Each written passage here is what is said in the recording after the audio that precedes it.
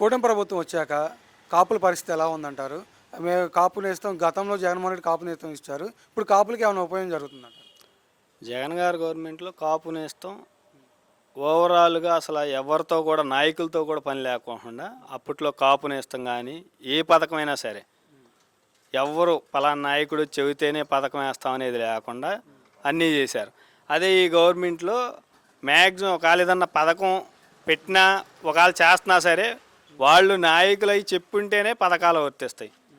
కాపు నేస్తం చేస్తాం, కాపులకి లేకపోతే సంక్షేమానికి అమౌంట్లు ఇస్తామన్నా ఇంతవరకు ఎక్కడన్నా నయా పైసా ఇచ్చినట్టుగా జీవో ఇవ్వమనండి చాలు.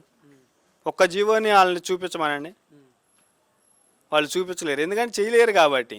వాళ్ళు ఏంటంటే వాళ్ళ కాళ్ళు రాజధాని పేరు పెట్టుకొని వాళ్ళు డబ్బులు సంపాదించుకొని వాళ్ళ అయ్యా కొడుకులు వాళ్ళు సంపాదించుకోవడం తప్ప ప్రజలకు ఉపయోగపడే పని ఏ ఒక్క పని కూడా వాళ్ళు చేయలేరు. అదే పవన్ కళ్యాణ్ గారు కులభావం చేసుకోండి, నాకు ఓటేయండి, కులం చూసాను ఓటేయండి అని అన్నారు. కాపులు కూడా చాలామంది కూడా జనసేనకే ఓటేశారు, టీడీపీకి ఓటేశారు కదా. అలాంటి వాళ్ళని మీరు పట్టించుకోవట్లేదా? అవునండి, అట్లా పట్టించుకునే వాళ్ళు అయితే పవన్ కళ్యాణ్ గారు సరే పార్టీలకు అయితే ఇంకా కులం పరంగా అయినా కానీ అంబటి రాంబాబు గారు జరిగిన విషయం మీద మాట్లాడాలిగా.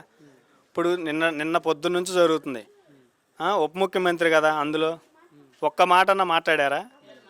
ఒక్కటన్నా చెప్పారా సరే ఇలా జరుగుతుంది ఏంది అది ఇది అని? అసలు ఇవన్నీ కాదన్న, ఉద్యోగాలు లేక చాలామంది విద్యార్థులు అందరూ ఖాళీగా రోడ్ల మీద తిరుగుతుంటే నిరుద్యోగ వృత్తి ఇస్తా అన్నారు. మరి ఫస్ట్ దాని గురించి చెప్పాలి, అసలు ఏం మాట్లాడరు.